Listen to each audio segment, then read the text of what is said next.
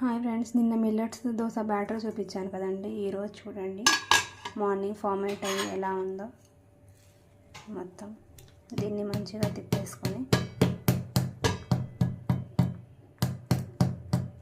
నేను అంత మొత్తం బ్యాటర్లో వేసేసుకోనండి. కొద్దిగా సాల్ట్ అనేది యాడ్ చేసుకున్నాను. కొద్దిగా సాల్ట్ కొద్దిగా వాటర్ అనేది యాడ్ చేసేసుకున్నాను. ఎందుకంటే మొత్తం దాంట్లో కలిపేస్తే అది పుల్లగా అయ్యే ఛాన్సెస్ ఉంటుంది. సో నేను అలా చేయనండి. సో ఇలా కలిపేసుకున్న తర్వాత దోశ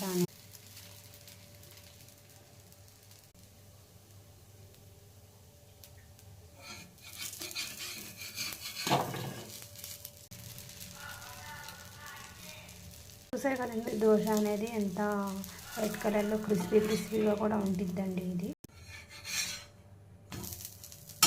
ఈ దోశలో